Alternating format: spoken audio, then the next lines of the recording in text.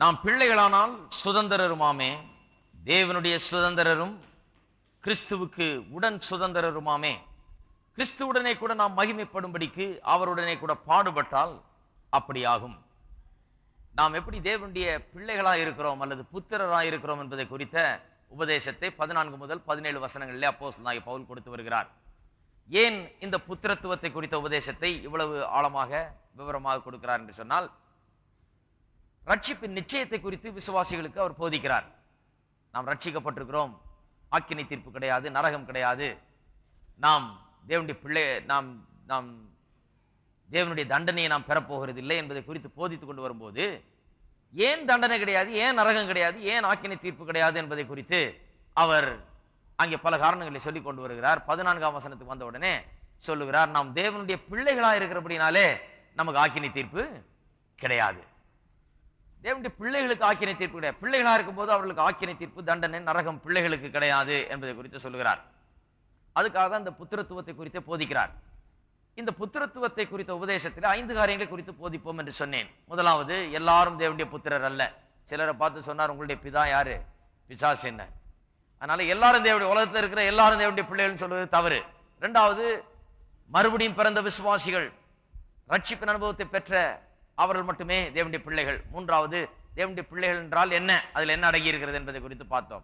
நான்காவது, நாம் தேவனுடைய பிள்ளைகள் என்பதை எப்படி நிச்சயமாய் அறிந்து கொள்ளலாம், அதுக்கு 4 ஆதாரங்களை அவர் கொடுக்கிறார். அதையும் நாம் 14 முதல் 16 வசனங்களிலே பார்த்தோம். 4 ஆதாரங்கள் நாம் தேவனுடைய பிள்ளை என்று எப்படி நிச்சயித்துக் கொள்ளலாம் என்று.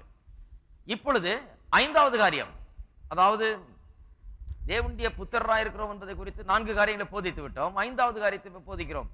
புத்திரராய் இருப்பதின் விளைவுகள் என்ன, ரிசல்ட்ஸ் ஆஃப் சன்ஷிப். இந்த தேவனுடைய புத்திரர் என்று சொல்லுகிறோமே, அதன் விளைவாக நமக்கு என்ன நடக்கிறது, அதன் பலாபலன்கள் என்ன என்பதை குறித்து இங்கே 17ஆம் வசனத்தில் சொல்லுகிறார். போன வாரத்தில் இதை ஆரம்பித்தோம். என்ன சொல்லுகிறார்? பிள்ளைகளானால் சுதந்திரருமாமே. போன வாரத்தில் எதை போதித்தோம்? நாம் பிள்ளைகளா இருக்கிறோம், அதோட விட்டுல பிள்ளைகள்னு சொல்லி விடாம அடுத்த ஸ்டெப்பு கொண்டு போறார், சுதந்திரருமாமே. பிள்ளைகள் எல்லாம் சுதந்திரர். அந்த ரோமாபுரியில் உள்ள அந்த சட்டத்தை பற்றி உங்களுக்கு சொன்னேன். அந்த சட்டத்தின்படி எல்லாரும் சுதந்திரர். ஒரு தகப்பனுக்கு இருக்கிற அத்தனை பிள்ளைகளும் ஈக்குவலி heirs. எல்லாரும் சமமாக அவருடைய சொத்துக்களிலே அவர்களுக்கு பங்கு உண்டு, எல்லாம் சுதந்திரிக்க கூடும். யூதர்கள் மத்தியில் அப்படி கிடையாது. முதற் பேரானவனுக்கு 2 மடங்கு அவனுக்கு கொடுத்தார்கள். இதெல்லாம் இந்த ரோமாபுரியில் உள்ள கிறிஸ்தவர்களுக்கு வழங்கும், அவருடைய சட்டத்தை பற்றி இதனால தெரிஞ்சவங்க. அவர்களுக்கு சொல்லுகிறார், பிள்ளைகளானால் சுதந்திரருமாமே. உங்க நாட்டு சட்டம் அப்படித்தானே இருக்கு, எல்லா பிள்ளைகளும் உங்களுடைய தகப்ப நாட்டுடைய சொத்துக்கு சுதந்திரராயிடுறீங்க. அதுபோல ஆவிக்குரிய விஷயத்திலும் இப்படிதான் சொல்லுகிறார், பிள்ளைகளானால் சுதந்திரருமாமே. அவங்க கேட்ட உடனே அவங்க காதுக்கு அது ரொம்ப இனிமையா இருக்கும். என்ன சொல்லுகிறார்? நீ தேவனுடைய பிள்ளைகள், உங்க நாட்டில் எப்படி உங்க தகப்பனுக்கு பிள்ளைகளா இருந்தா எல்லா சொத்துக்களும் உங்களுக்கு எல்லாம் சமமா கிடைக்குதோ, அது போல நீங்கள் தேவனுடைய பிள்ளைகளா இருக்கிறபடினாலே உங்களுக்கு நீங்களும் சுதந்திரராய் இருக்கிறீர்கள் என்பதை எண்ணி பாருங்கள் என்று இப்படி சொல்லுகிறார். பிள்ளைகளானால் சுதந்திரருமாமே. போன வாரத்தில் அதை போதித்தேன், எப்படி பிள்ளைகளா இருந்து சுதந்திரராய் இருக்கிறோம். சுதந்திரர் என்று சொல்லும்போது நமக்காக இருக்கிற சுதந்திரம், வைக்கப்பட்டிருக்கிற சுதந்திரம் ஒன்று இருக்கிறது. அது என்ன? அழியாத, வாடாத இப்படிப்பட்ட சுதந்திரம் நமக்காக வைக்கப்பட்டிருக்கிறது என்பது குறித்தெல்லாம் போதித்தேன். எப்படி அந்த சுதந்திரத்தை குறித்து வாக்குத்தத்தம் ஆபிரகாமுக்கு கொடுக்கப்பட்டது. ஆபிரகாம் கொடுக்கப்பட்ட வாக்குத்தத்தத்திலே கிறிஸ்துவுக்கு அந்த வாக்குத்தத்தம் என்று சொல்லப்பட்டிருக்கிறது. இப்பொழுது நாம் கிறிஸ்துவுக்குள்ள இருக்கிறபடினாலே நமக்கு எல்லாருக்கும் அந்த சுதந்திரம் சொந்தமா இருக்கிறது என்பதை குறித்தெல்லாம் போன வாரத்திலே நான் சொல்லி முடித்தேன். இப்பொழுது இந்த வாரம் இந்த 17ஆம் வசனத்திலே சுதந்திரர்னு சொல்லிட்டு விடாம அதோடு கூட உடன் சுதந்திரருமாமே என்று சொல்லுகிறார். 2 விதத்தில் இதை வர்ணிக்கிறார். நாம் எப்படி தேவனுடைய சுதந்திரராய் இருக்கிறோம் என்பதை குறித்து 2 விதமாக அதை வர்ணிக்கிறார். அப்போஸ்தலனாகிய பவுலுடைய போதனைகளை வாசிக்கும் போதெல்லாம் ஏன் ஒரு காரியத்தை அப்படி சொல்லுகிறார் என்பதை நாம் ரொம்ப கவனிக்க வேண்டும். ஏன்னா ஒரு காரணத்தோடு தான் சொல்லுவார். சில காரியங்களை நாம் புரிந்து கொள்ள வேண்டும் என்று சில காரியத்தை ஒரு விதமா சொல்லுவார். அவர் சொல்லியிருக்கலாம், நீங்க தேவனுடைய பிள்ளைகள் அப்படின்னு சொல்லிட்டு போயிருக்கலாம், எல்லாருக்கும் விளங்கி இருக்கும். சரி, பிள்ளைகள்னா விளங்க தான் செய்யும், அதோட விட்டுருக்கலாம். கிடையாது, பிள்ளைகளானால் சுதந்திரமாமே என்று சொல்லுகிறார். ஏன்? இன்னொரு காரியத்தை அவர்கள் விளங்கிக் கொள்ள வேண்டும் என்று அவர் விரும்புகிறார். ஆகியால் தான் சுதந்திரமாமே என்று சொல்லுகிறார். அதை குறித்த காரியங்கள்லாம் விளங்கிக் கொள்ள வேண்டும். தேவனுடைய சுதந்திரம் சொல்லி அப்படியே விட்டுருக்கலாம், அதுவே போதும், தேவனுடைய சுதந்திரரா இருக்கிறீங்கன்னு சொல்லி. கிறிஸ்துவுக்கு உடன் சுதந்திரமாமே என்று சொல்லி 2வது விதமாக அதை வர்ணிக்கிறார். ஏன்? இதிலிருந்து நாம் சில காரியங்களை புரிந்து கொள்ள வேண்டும். தேவனோடு சுதந்திரர்னா என்ன, கிறிஸ்துவோடு கூட உடன் சுதந்திரர் என்று சொன்னால் என்ன, இதை குறித்து இந்த ரெண்டு விதத்திலையும் நாம் புரிந்து கொள்ள வேண்டும். நாம் தேவனோடு சுதந்திரர், கிறிஸ்துவுடன் உடன் சுதந்திரர், ரெண்டு விதமான வர்ணனை. ஏன் சில காரியங்களை புரிந்து கொள்ளும்படியாக அவர் அப்படி சொல்லுகிறார். என்ன காரியங்களை நாம் புரிந்து கொள்ள வேண்டும்? முதலாவது, தேவனோடு சுதந்திரர், தேவனுடைய சுதந்திரர் என்று சொல்லுகிற அந்த எக்ஸ்பிரஷன், அந்த வார்த்தையின் மூலமாக அவர் என்ன சொல்ல விரும்புகிறார் என்று பார்ப்போம். தேவனுடைய சுதந்திரர் என்று சொல்லும்போது நமக்கு ஒரு விசேஷமான ஒரு ஸ்தானமும் இடமும் கொடுக்கப்பட்டு விசேஷமான விதத்திலே நாம் பராமரிக்கப்படுகிறோம் என்பதை எடுத்து காட்டும்படியாக தேவனுடைய சுதந்திரர் என்று சொல்லுகிறார். ஏன் அந்த காலத்திலே இந்த பாருங்க, ஏர் அல்லது சொத்துக்கெல்லாம் சுதந்திரரான போகிற ஒரு பையன் இருந்தால் அந்த பையனை அந்த தகப்பனும் அந்த குடும்பமும் விசேஷமாய் கவனிப்பார்கள். குறிப்பாக இந்த ராஜ குடும்பங்களில் பார்த்தீர்கள் என்றால் அந்த முதற் பையனை அவனை ராஜாவாக வளர்ப்பார்கள். அதற்காக அவனை பேணி அவனை பாதுகாத்து அவனுக்கு ரொம்ப ஸ்பெஷல் அட்டென்ஷன் கொடுத்து அவனுக்கு விசேஷ பயிற்சிகள் கொடுத்து அவனை விசேஷமாக அந்த பொசிஷனை மனசுல வைத்துக் கொண்டு, அதாவது ராஜாவாக வரப்போகிறான், இந்த நாட்டையே சுதந்திரித்துக் கொள்ள போகிறான், அதை ஆளப்போகிறான், பேர்பட்ட ஒரு பெரிய அந்தஸ்தும் மரியாதையும் அவனுக்கு கொடுக்கப்படுகிறது என்கிற அந்த ஒரு காரணத்தினாலே அதற்காக அவனை ஆயத்தப்படுத்துகிறார்கள், அதற்காக அவனுக்கு பயிற்சி விக்கிறார்கள், அவனுக்கு விசேஷமான பயிற்சி ஆயத்தம் இவைகளெல்லாம் கொடுக்கப்படுகிறது.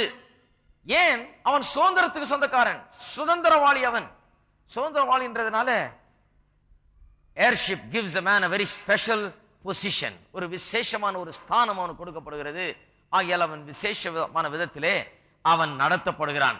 இது ஆவிக்குரிய விதத்திலும் இது உண்மை. ஆகையால் தான் அப்போஸ்தலனாகிய பவுல் சொல்லுகிறார், நீங்கள் பிள்ளைகளானால் சுதந்திரருமாமே என்று சொல்லிவிட்டு தேவனுடைய சுதந்திரரும் என்று சொல்லும்போது அதைத்தான் சொல்லுகிறார். தேவனுடைய சுதந்திரர் சொன்னால் தேவன் வைத்திருக்கிற எல்லாவற்றையும் சுதந்திரித்துக் கொள்கிறவர்கள் நீங்கள்.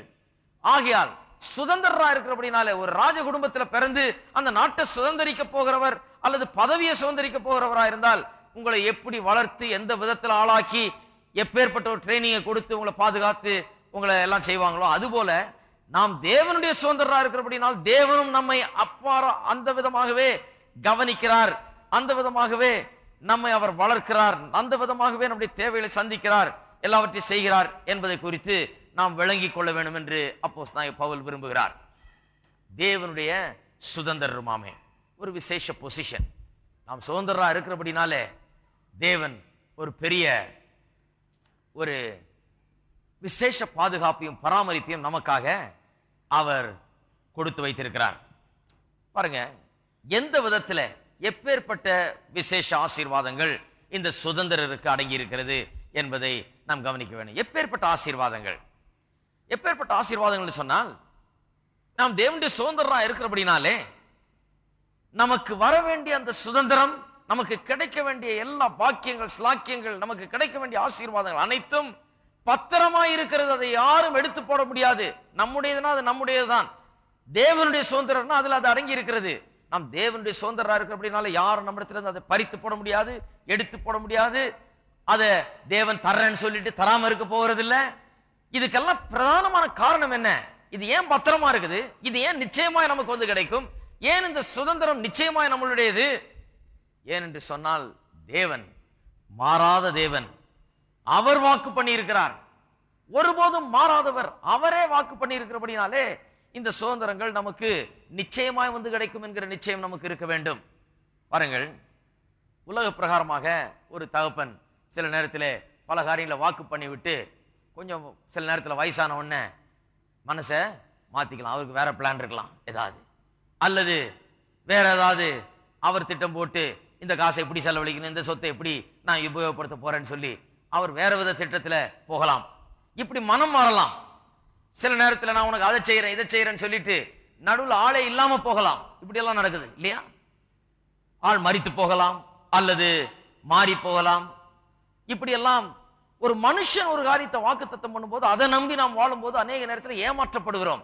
அதை தரேனாரு இதை தரேனாரு, கடைசியில் அதை தரல செய்யல இப்படி சொல்லி ஏமாத்திட்டாரு. இப்படி எல்லாம் உலக பிரகாரமான தகப்பன்மாரிடத்துல சில நேரத்தில் அப்படி நடக்கிறது.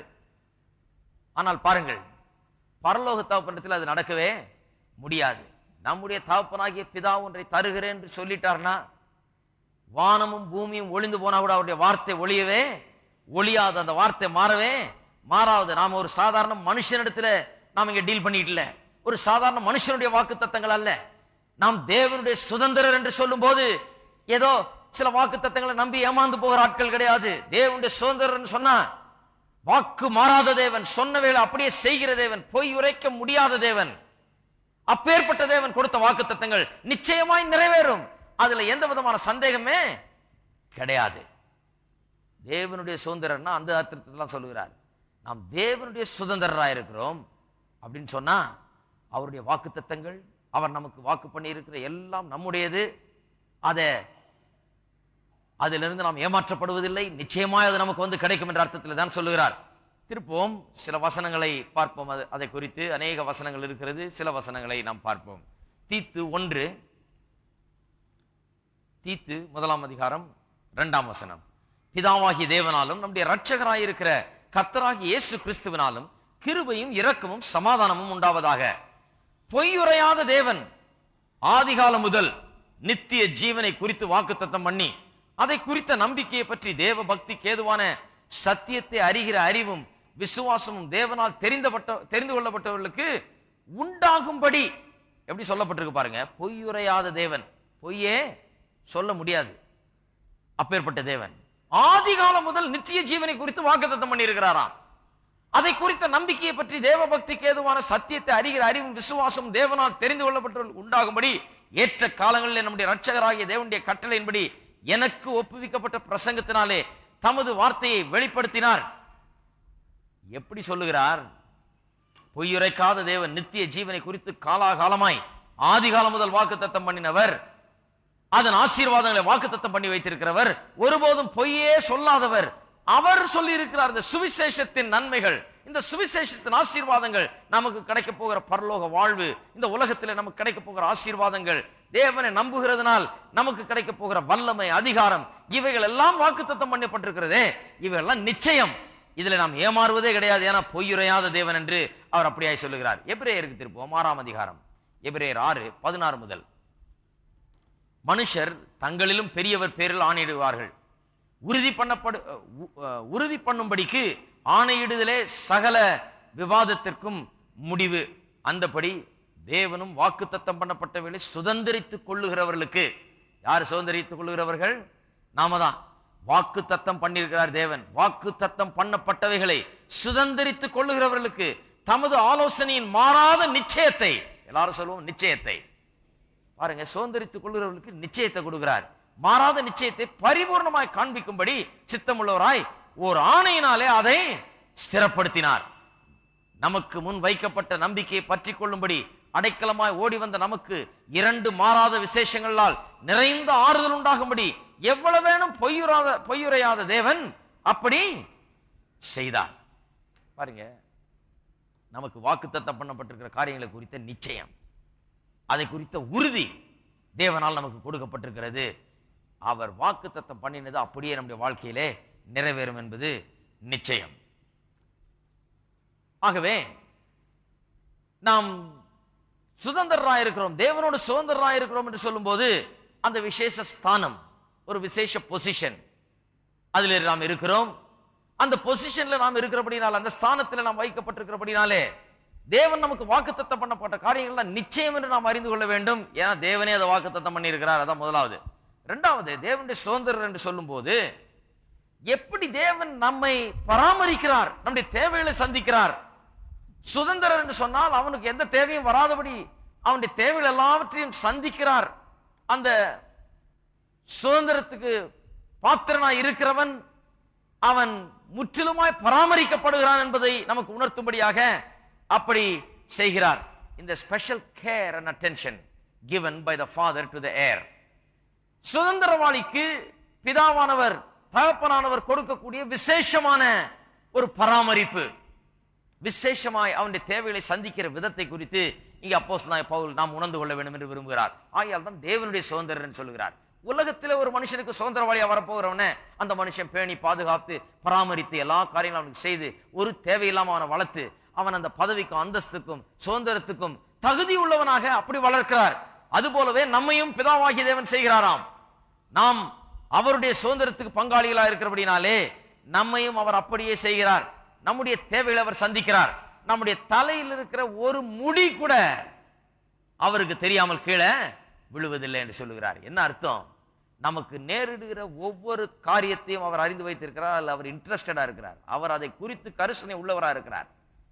ஒரு முடி கூட கீழே விழக்கூடாது அவருக்கு தெரியாம.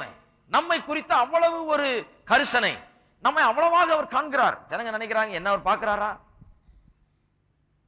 என்ன அவருக்கு தெரியுமா? எவ்வளவு பேர் இருக்காங்க உலகத்துல, என்ன அவர் அறிகிறாரா என்றெல்லாம் நினைக்கிறார்கள். பாருங்க, தேவன் சர்வ ஞானம் படைத்தவர். இந்த சர்வ ஞானத்தில் இது அடங்கி இருக்கு. சர்வ ஞானம் என்று சொன்னால் ஒவ்வொருவரையும் அணு அணுவா அவர் தெரிந்து வைத்திருக்கிறார். ஒவ்வொரு தலையில் இருக்கிற ஒவ்வொரு முடியும் அவர் தெரிந்து வைத்திருக்கிறார். சிலருக்கெல்லாம் நிறைய முடி போயிருக்குது. பயப்படாதீங்க, தேவன் ஒன்னொன்னையும் அறிந்து வைத்திருக்கிறார். ஒவ்வொரு முடி போனப்பும் தேவன் கண்டாராம். அவ்வளவு கரிசனை. இன்னொரு இடத்துல சொல்லுகிறார், மத்தேயு 6ஆம் அதிகாரத்திலே மலை பிரசங்கத்தில் பிரசங்கம் பண்ணும்போது சொல்லுகிறார், நீங்கள் எண்ணத்தை உடுப்போம், எண்ணத்தை புசிப்போம், எண்ணத்தை குடிப்போம் என்பது குறித்து கவலைப்படாதிருங்கள். உங்கள் பரலோக பிதா உங்களுக்கு இது தேவைன்னு அவர் ஏற்கனவே அறிந்திருக்கிறாரே. பாருங்க அவருடைய அறிவு. ஜபத்துல சிலர் பண்ற ஜபத்தை பார்த்தா தேவனுக்கு ஒண்ணுமே தெரியாத போலவும், இவங்க தான் எல்லாம் தேவனுக்கு சொல்லுகிறது போலவும் ஜபிக்கிறார்கள். இவங்க சொல்லிதான் தேவனுக்கு தெரிய வேணும் சொல்லி அப்படி ஜெபிக்கிறாங்க. கிடையாது. அருமையான சகோதர சகோதரிகளே, உங்களுடைய தேவைகளை, நீங்கள் விரும்பும் காரியங்களை, உங்களுக்கு தேவையா இருக்க காரியங்களை, உங்களுக்கு என்னென்ன தேவை என்பதை அவர் ஏற்கனவே அறிந்து வைத்திருக்கிறார் என்று வேதவசனம் சொல்லுகிறது. அவ்வளவு நன்றாக உங்களை குறித்து, உங்கள் தேவைகளை குறித்த அறிவு அவருக்கு இருக்கிறது. இதை குறித்து வேதம் நமக்கு அதிகமாக போதிக்கிறது. பிலிப்பியர் 1ஆம் அதிகாரத்துக்கு திருப்போம்.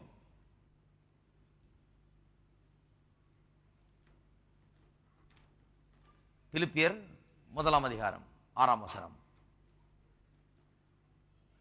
நான் உங்களை நினைக்கிற பொழுதெல்லாம், 5ஆம் வசனம், தமிழ்ல 5வது வசனம், உங்களில் நற்கிரியை தொடங்கினவர் அதை இயேசு கிறிஸ்துவின் நாள் பரியந்தம் முடிய நடத்தி வருவார் என்று நம்பி நான் உங்களை நினைக்கிற பொழுதெல்லாம் என் தேவனை ஸ்தோத்திரிக்கிறேன்.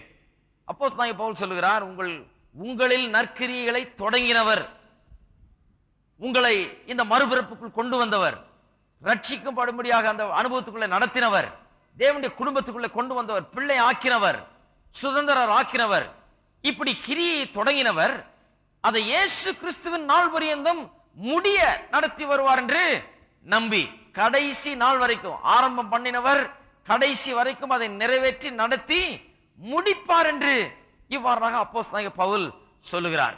சிலருக்கு என்னுடைய வல்லமை, என்னுடைய பலனால இதெல்லாம் முடியுமா? தேவன் எனக்காக வைத்திருக்கிற நோக்கங்கள், திட்டங்கள் நிறைவேறுமா? நான் அந்த சுதந்திரத்துக்கு பங்காளி ஆவேனா? அந்த காரியத்தை நான் சுதந்திரித்துக் கொள்ள முடியுமா என்று இப்படியெல்லாம் சந்தேகப்படுகிறார்கள். வேதம் சொல்லுகிறது. எபேசியர் 1ஆம் அதிகாரத்தில் வேதம் போதிக்கிறது. 19ஆம் வசனம், தாம் கிறிஸ்துவை மரித்தோரிலிருந்து எழுப்பி அவரிடத்தில் நடப்பித்த தமது பலத்த சத்துவத்தின் வல்லமையின்படியே விசுவாசிக்கிறவர்களாகிய நம்மிடத்திலே காண்பிக்கும் தம்முடைய வல்லமையின் மகா மேன்மையான மகத்துவம் இன்னதென்றும் நீங்கள் அறியும்படிக்கு அவர் உங்களுக்கு பிரகாசமுள்ள மனக்கண்களை கொடுக்க வேண்டும் என்று வேண்டிக் கொள்கிறேன். பாருங்க, நம்முடைய வல்லமை அல்ல, நம்முடைய திறமை அல்ல, அவருடைய பலத்த சத்துவத்தின் வல்லமை நமக்குள்ள கிரியை செய்து கொண்டிருக்கிறதாம். அவருடைய உயிர்த்தெழுதலின் வல்லமை நமக்குள்ள கிரியை செய்து கொண்டிருக்கிறது. அந்த வல்லமையின்படிதான் எல்லாவற்றையும் நடத்தி கொண்டு வருகிறார். ஆரம்பித்தவர் கடைசி வரைக்கும் அதை நிறைவேற்றி முடிப்பார் என்று வேதவசனம் திட்டவட்டமாக நமக்கு சொல்லுகிறது. தேவனோடு சுதந்திரராக இருக்கிறோம் என்று சொன்னா அதான் அர்த்தம். விசேஷமான ஒரு ஸ்தானம், அதற்காக அந்த ஸ்தானத்துக்காக தேவன் நம்மை விசேஷமாக பாதுகாத்து பராமரித்து வருகிறார். அந்த ஸ்தானத்தை கொடுத்தது மட்டுமல்லாமல் அந்த விசேஷ பராமரிப்பை நமக்கு தருகிறார். ஏன்னா நாம் சுதந்திரராக இருக்கிறோம். எபேசியர் 3ஆம் அதிகாரம் 20ஆம் வசனத்திலே இப்படியாய் சொல்லப்பட்டிருக்கிறது, நாம் வேண்டிக் கொள்ளுகிறதுக்கு நினைக்கிறதுக்கு மிகவும் அதிகமாய் நமக்குள்ளே கிரியை செய்கிற வல்லமையின்படியே நமக்கு செய்ய வல்லவராகிய அவருக்கு. பாருங்க, நாம் நினைக்கிறதுக்கு வேண்டிக் கொள்ளுகிறதுக்கு மேல அவர் செய்கிறார் என்று வேதம் சொல்லுகிறது. தேவன் எப்பவுமே நாம் நினைக்கிறதுக்கு வேண்டிக் கொள்வதற்கு மேலதான் செய்கிறார். ஜனங்கள் இதை சரியாய் புரிந்து கொள்ள வேண்டும். அநேகர் இன்றைக்கு நினைக்கிறது என்னன்னு சொன்னா, ஆண்டவரை கேட்டு கேட்டு கெஞ்சி கெஞ்சி அழுது அழுது போராடுனா இவ்வளவு கேட்டா ஏதாவது இவ்வளவு கொடுப்பாரு அப்படின்னு நினைச்சிட்டு இருக்காங்க. கிடையாது. அருமையான மக்களே, நீங்கள் நினைக்கிறதுக்கும் கேட்கறதுக்கும் மேல செய்கிறவர் அவர்.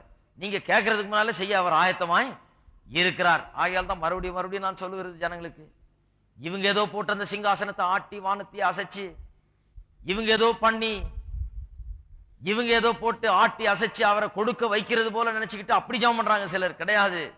ஜெபமே வித்தியாசமா இருக்கணும். நம்ம எதையும் ஆட்ட போறதில்லை, அசைக்க போறதில்லை. அது அசையவும் அசையாது, நம்ம கை தான் வலிக்கும். அவர்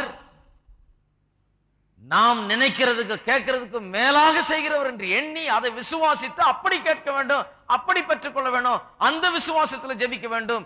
அப்படிப்பட்ட ஜெபமா இருக்க வேண்டும். நம்முடைய ஜெபம் மாற்றப்பட வேண்டும். சில காரியங்களிலே நாம் பாருங்க, இது தேவனுடைய வல்லமை. தேவனுடைய வல்லமையினால் நமக்குள்ள கிரியை நடத்தி கொண்டிருக்கிறார். அவர் ஆரம்பித்தார், அதை நிச்சயமா நிறைவேற்றுவார். கடைசி வரை தான் நிறைவேற்றுவார்.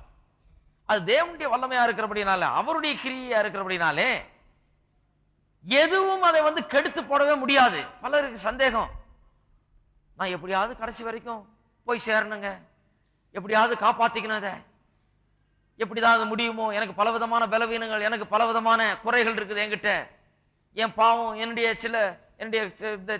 மற்ற குற்றங்கள் குறைகள் இவைகள் எல்லாம் நடுவில் என்ன கெடுத்து போடுமோ என்று பயமா இருக்கிறது. நான் சுதந்திரத்தை சுதந்திரிக்காம விட்டுருவேணும் அப்படின்னு பயமா இருக்குது. நான் போய் சேருவேணும்னு தெரியல. அது எப்படி அது வந்ததுன்னா, நிறைய பாட்டுகள்லாம் அப்படி பாடியிருக்காங்க அந்த காலத்துல இருந்து. நீ போவியா, அப்புறம் பிரசங்கம், நீ போவியான்னு பாத்திரலாம், அது எப்படி போவ, இப்படி எல்லாம் சொன்னதுனால ஜனங்களுக்குள்ள சந்தேகம், எனக்கு இவ்வளவு குறை இருக்குது, நான் பலவீன, நான் அதுல இல்லை, இது சரியில்லை, அது சரியில்லை, நான் போவேனா செய்வேனா, இது நடக்குமா நடக்காதா, நான் சுதந்திரித்துக் கொள்வேனா கொள்ள மாட்டேனா என்று இப்படிப்பட்ட சந்தேகம் எல்லாம் இருக்குது. ஆகையால் தான் அப்போஸ்தலனாகிய பவுல் சொல்லுகிறார், இது உங்க வல்லமை இல்ல, அவருடைய வல்லமை. அவருடைய உயிர்த்தெழுதலின் வல்லமை உங்களுக்குள்ள கிரியை செய்து இருக்கிறது. உங்களுடைய பரிசுத்தமும் உங்களுடைய வெற்றியும் உங்களுடைய வெற்றி வாழ்க்கையும் எல்லாம் உங்களுடைய பலத்தினால் அல்ல, அவர் உங்களுக்குள்ள கிரியை செய்கிறபடினாலே, ஆவியானவரும் தேவனுடைய வல்லமை உங்களுக்குள்ள கிரியை செய்து கொண்டிருக்கிறபடினாலே, அதன் மூலமாக ஏற்படுகிற பலத்தினால தான் அதெல்லாம் ஏற்படுகிறது. ஆகையால் ஒன்றும் அதை உங்களுக்கு நடுவில் கெடுத்து போடவே முடியாது என்று சொல்லுகிறார். உலகத்தின் காரியங்கள் ஒன்று அதை கெடுத்து போடவே முடியாது. உலகத்தில் கெடுக்கிற காரியங்கள் நிறைய இருக்குது. கெடுக்கிற இந்த உலகத்தின் மத்தியில தான் நாம் வாழ்ந்து கொண்டிருக்கிறோம். கெட்டு போக பலவிதமான வாய்ப்புகள் நமக்கு முன்பாக வைக்கப்பட்டிருக்கிறது. ஆனாலும் அவருடைய வல்லமை நமக்குள்ள இருக்கிறபடினாலே, அவருடைய ஆவியானவர் நமக்குள்ள இருக்கிறபடினாலே, கெடாமல் நம்மை பாதுகாக்கக்கூடிய ஒரு வல்லமை நமக்குள்ள கிரியை செய்து கொண்டு இருக்கிறது. உலக நம்ம சுத்தி பார்த்தா எல்லாம் கெடுக்கிற ஒரு காரியம், அசுத்தமான காரியங்கள், உலகத்துக்கு அடுத்த காரியங்கள், பொல்லாத காரியங்கள் நடந்து கொண்டிருக்கிறது. ஆனா நமக்கு உள்ளேயோ விசேஷமான தேவனுடைய வல்லமை, உயிர்த்தெழுதல் வல்லமை கிரியை செய்து கொண்டு நம்மை பரிசுத்தப்படுத்தி கொண்டு வருகிறபடினாலே, நம்மை பரிசுத்தத்துக்குள்ள நடத்தி கொண்டு வருகிறபடினாலே நமக்கு நம்பிக்கை இருக்கிறது. நிச்சயமாக இந்த சுதந்திரம் வீண் போவதில்லை. இதை நாம் சுதந்திரித்துக் கொள்வோம். நம்முடைய வல்லமை அல்ல, அவருடைய வல்லமை நமக்குள்ளே கிரியை செய்கிறபடினாலே நாம் அதை சுதந்திரித்துக் கொள்வோம் என்பது நிச்சயமாக நமக்கு புரிகிறது. பாருங்க, ரோமர் 8ஆம் அதிகாரத்திலே அந்த நிச்சயத்தை இன்னும் அதிகமாய் சொல்லுகிறார். அதுக்கு நாம் பின்னாடி வருவோம். ஆனால் இருந்தாலும் வாசிப்போம் அந்த வசனத்தை. 8ஆம் அதிகாரம் 35வது வசனத்திலிருந்து, உமது நிமித்தம் எந்நேரமும் கொல்லப்படுகிறோம், அடிக்கப்படுகிறோம், ஆடுகளைப் போல எண்ணப்படுகிறோம் என்று எழுதியிருக்கிறபடி நேரிட்டாலும் கிறிஸ்துவின் அன்பை விட்டு நம்மை பிரிப்பவன் யார்? பாருங்க, நிமித்தம் எந்த நேரமும் கொல்லப்படுகிறோம், அடிக்கப்படுகிறோம், இதெல்லாம் ஊழியத்து நிமித்தமாக அவர் படுகிற பாடுகளை குறித்து சொல்லப்பட்டிருக்கிறது. 17ஆம் வசனத்திலே அதை கொண்டு வந்துடுறாரு. தேவனுடைய சுதந்திரம் உடன் சுதந்திரமாமே சொல்லிட்டு அதோட விடலை. அடுத்த வாரம் அதை பார்க்க போகிறோம். கிறிஸ்தவனின் பாடுகள், இதை குறித்து அடுத்த வாரம் பார்க்க போறோம். பாடுகள்ன்றாங்களே ஜனங்க, என்ன பாடுகள், அதை பார்க்க போறோம். கிறிஸ்துவுடனே கூட நாம் மகிமைப்படும்படிக்கு 17ஆம் வசனம், அவருடனே கூட பாடுபட்டால் அப்படி ஆகும். இது என்ன பாடு என்பதை அடுத்த வாரம் பார்ப்போம். அந்த வசனத்து 17ஆம் வசனத்தில் வருகிறது. தேவனோடு சுதந்திரர், பிள்ளைகள்னா சுதந்திரர், தேவனோடு சுதந்திரர், கிறிஸ்துவோடு உடன் சுதந்திரர். அது மட்டும் இல்லாமல் அவருடனே பாடுபட்டால் நாம் மகிமைப்படுவோம் என்று அப்படியா சொல்லுகிறார். அந்த பாடுகளை பற்றி தான் இங்க சொல்லுகிறார். என் நேரமும் கொல்லப்படுகிறோம், அடிக்கப்படுகிறோம், ஆடுகளை போல எண்ணப்படுகிறோம், இப்படி எல்லாம். கிறிஸ்துவின் அன்பை விட்டு நம்மை பிரிப்பவன் யார்? உபத்திரவமோ, வியாகுலமோ, துன்பமோ, பசியோ, நிர்வாணமோ, நாசமோசமோ, பட்டயமோ, இவை எல்லாவற்றிலையும் நாம் நம்மில் அன்பு கூறுகிறவர்களாலே முற்றும் ஜெயங்கொள்ளுகிறவர்களா இருக்கிறோமே. எத்தனை பேர் சொல்றீங்க முற்றும் ஜெயங்கொள்ளுகிறவர்களா இருக்கிறோமே? முற்றும் ஜெயங்கொள்ளுகிறவர்கள்னா என்ன? நம்மை அன்பு கூறுகிறவர்களே முற்றும் ஜெயங்கொள்ளுகிறவர்கள்னா ஜெயம் கொள்ளுகிறவர்னா எப்படி? ஒருவன் போய் இந்த குத்துச்சண்டை போட்டிக்கு போறான், போய் ஒரு 3 மாசம் 4 மாசம் படாத பாடுபட்டு அந்த சண்டைக்காக அவன் பயிற்சி எடுக்கிறான். மலையும் காடுகளும் ஓடுறான், மைல் கணக்கில் ஓடுகிறான், நல்ல ஆகாரத்தை சாப்பிட்றான், உடற்பயிற்சி செய்யறான், வேர்வை அப்படியே தரையை நனைக்கும் வரை அவன் உடலை பயிற்சி பண்ணி அதை தேத்தி அதை வளர்த்து அந்த சண்டைக்காக அவன் போய் நிற்கிறான். அங்க போய் 15 ரவுண்டு சண்டை போட்டு அடியை வாங்கி அடியை கொடுத்து இப்படியெல்லாம் ஆகி கடைசியில அந்த எதிரியை வீழ்த்தி விட்டு வீட்டுக்கு வருகிறான். இன்னைக்கெல்லாம் குத்துச்சண்டையில் கோடிக்கணக்கில் தர்றாங்க அடி வாங்கிட்டு வந்தாலும் கூட. ஆனால் அடி கொடுக்குறவனுக்கு அதிகம், கோடிக்கணக்கான ரூபா வாங்கிட்டு செக்கை கொண்டாந்து வீட்டுக்கு கொண்டாந்து வந்தா மனைவி கதவை திறந்து அவன் அன்போடு வரவேற்று முதல்ல செக்கை வாங்கி கொள்ளுகிறாள். இவன் ஜெயம் கொள்ளுகிறவன், அந்த அம்மா முற்றிலும் ஜெயம் கொள்ளுகிறவர்கள், அவரை ஜெயம் கொண்டாங்க. இவர் போய் பாவம் கஷ்டப்பட்டு போராடி அங்க சண்டை போட்டு இவ்வளவு கோடிக்கணக்கில் 10 கோடியை வாங்கிட்டு வீட்டுக்கு வந்தா அந்த அம்மா ஒரு வேலையும் செய்யாம நேர பாக்கெட்ல கை விட்டு அழகா வாங்கி பத்திரமா வச்சு அடுத்த நாள் பேங்க்ல போட்டு செக் எழுதிட்டு இருக்காங்க இந்த அம்மா கடைக்கடையா போய். இவர் சம்பாதிச்சத அதுதான் முற்றும் ஜெயம் கொள்ளுகிறவர்கள். நாம் ஒன்றும் செய்யல, அவர் பாடுபட்டார், அவர் வானத்தை விட்டு கீழே இறங்கி வந்தார், அவர் இங்க வாழ்ந்தார், அவர் படாத பாடுபட்டார், அடிக்கப்பட்டார், நொறுக்கப்பட்டார், துப்பப்பட்டார், அவமானப்பட்டார், சிலுவையில வைத்து கொல்லப்பட்டார், அவர் நமக்காக பாடுபட்டார். இவ்வளவும் செய்து இவ்வளவும் பண்ணி நமக்காக செத்து அங்கே பலியாக ஒப்பு கொடுக்கப்பட்டார். நாம ஒண்ணுமே செய்யல. இவ்வளவும் செய்த பிறகு அதன் மூலமாக வருகிற இந்த ரட்சிப்பின் ஆசீர்வாதத்தை, இவ்வளவு பெரிய ஐஸ்வர்யமான ஆசீர்வாதத்தை நாம் பெற்று அதை அனுபவித்துக் கொண்டிருக்கிறோம். மனைவி செக் எடுத்து கேஷ் பண்ணி செலவழிக்கிற மாதிரி நாம அவர் செய்ததை கேஷ் பண்ணி இப்ப செலவழித்துக் கொண்டு இருக்கிறோம். அதுதான் சொல்லுகிறார். மரணமானாலும் ஜீவனானாலும் தேவ தூதர்களானாலும் அதிகாரங்களானாலும் வல்லமைகளானாலும் நிகழ் காரியங்களானாலும் வரும் காரியங்களானாலும் உயர்வானாலும் தாழ்வானாலும் வேற எந்த சிருஷ்டியானாலும் நம்முடைய கர்த்தராகிய இயேசு கிறிஸ்துவில் உள்ள தேவனுடைய அன்பை விட்டு நம்மை பிரிக்க மாட்டாது என்று நிச்சயித்திருக்கிறேன். என்ன சொல்லுகிறார்? என்ன நடந்தாலும் சரி இந்த கிறிஸ்துவனிடத்திலிருந்து என்னை யாரும் பிரிக்கவே முடியாது, இந்த சுதந்திரத்தை ஒன்று எடுத்து போடவே முடியாது. நான் அவருக்கு சொந்தமானவன், அவர் எனக்கு சொந்தமானவர், அவருக்குடையதெல்லாம் எனக்கு சொந்தம் என்று இப்படியாய் சொல்லுகிறார். 1 பேதுருல இன்னும் அது இன்னும் சொல்லுகிறார். பேதுரு சொல்லுகிறார் பாருங்க, 1 பேதுருவிலே 3ஆம் வசனம் முதல் 5ஆம் வசனம் வரை. நம்முடைய கர்த்தராகிய இயேசு கிறிஸ்துவின் பிதாவாகிய தேவனுக்கு ஸ்தோத்திரம் உண்டாவதாக. அவர் இயேசு கிறிஸ்து மரித்தோரிலிருந்து எழுந்ததினாலே அழியாததும் மாசற்றதும் வாடாததுமாயிருக்கிற சுதந்திரத்துக்கு ஏதுவாக ஜீவனுள்ள நம்பிக்கை உண்டாகும்படி தமது மிகுந்த இரக்கத்தின்படியே நம்மை மறுபடியும் ஜனிப்பித்தார். கடைசி காலத்தில் வெளிப்பட ஆயத்தமாக்கப்பட்டிருக்கிற ரட்சிப்புக்கு ஏதுவாக விசுவாசத்தை கொண்டு தேவனுடைய பலத்தினால காக்கப்பட்டிருக்கிற உங்களுக்கு அந்த சுதந்திரம் பரலோகத்தில் வைக்கப்பட்டிருக்கிறது. அழியாத வாடாத இந்த சுதந்திரத்தை யாரும் எடுத்துக்கொள்ள போகிறது இல்லை, அதை கெடுத்து போட முடியாது, அதை ஒன்றும் கெடுக்கவே முடியாது. பாருங்க, உலகத்தில் இருக்கிற காரியங்கள்லாம் கெட்டு போகிறது. மத்தேயு 6ஆம் அதிகாரத்தில் நாம் வாசிக்கிறோம், உலகத்திலே இருக்கிற பொருட்கள் எப்படி கெட்டு போகிறது என்று. 19ஆம் வசனம், பூமியிலே உங்களுக்கு பொக்கிஷங்களை சேர்த்து வைக்க வேண்டாம், இங்கே பூச்சியும் தொருவும் அவைகளை கெடுக்கும், இங்கே திருடனும் கண்ணமிட்டு திருடுவார்கள். இதெல்லாம் நமக்கு நல்லா தெரியும். நல்ல ஒரு பெரிய அழகான மர பலகையை பார்க்கிறோம், அருமையா இருக்குது, பல பலன் இருக்குது, ஆகான்றோம். கொஞ்ச நாள் பொறுத்து பார்த்தா அது வெறும் தூளா இருக்குது. என்ன ஆச்சு? ஏதோ பூச்சி போய் உள்ள புகுந்து அவ்வளவு அழகான மரப்பலகைய, அவ்வளவு ஸ்ட்ராங்கா, அவ்வளவு ஜோரா இருந்த பலகைய ஒண்ணும் இல்லாம ஒரு பவுடர் ஆக்கி போட்டுருது. இந்த உலகத்துல பாருங்க, அப்படி கெடுத்து நாசமாக்கக்கூடிய காரியங்கள் இந்த உலகத்துல இருக்கிறது. பூச்சியும் துருவும் கெடுக்கிறது போல இந்த உலகத்துல கெடுக்கக்கூடிய காரியங்கள் அநேகம் கிரியை செய்து கொண்டிருக்கிறது. ஜனங்களுடைய வாழ்க்கையை கெடுத்து கொண்டிருக்கிறது. அநேகருடைய வாழ்க்கை ஆஹா ஓஹோன்னு இருக்கிற மாதிரி இருக்கும். அப்புறம் பார்த்தா ஏதோ ஒரு கெட்ட பழக்கமோ ஏதோ ஒரு பொல்லாத காரியத்தை பிசாசு கொண்டு வந்து இந்த மரத்தை வெறும் தூளாக்குனது போல வாழ்க்கையை, குடும்பங்களை கெடுத்து நாசமாக்கி சீரழித்துக் கொண்டிருக்கிறத இந்த உலகத்துல பார்க்கிறோம். நம்முடைய சுதந்திரம் அப்படி சீரழிய போகிறதா? நாம் பெற்றுக்கொள்ள போகிற வாக்குத்தத்தங்கள் அப்படி ஒண்ணுமில்லாம போயிடுமா? ஏதோ ஆரம்பிச்சிருக்கிறோம், அது முடிக்கிறதுக்குள்ள என்ன ஆகுதோ அப்படின்னு கிடையாது.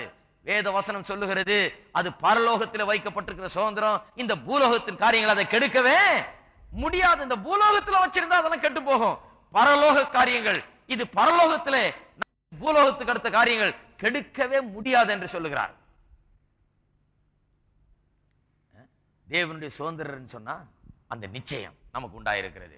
அடுத்ததாக தேவனுடைய சுதந்திரம் என்று சொன்னால் நாம் தேவனோடு கூட உள்ள ஐக்கியத்தையும் உறவையும் ஆழமான விதத்திலே இந்த உலகத்திலே அனுபவிக்கும்படியாக ஒரு பெரிய பாக்கியத்தை ஸ்லாக்கியத்தை பெற்றிருக்கிறோம். இதை குறித்து ரொம்ப லேசா எண்ணிடக்கூடாது.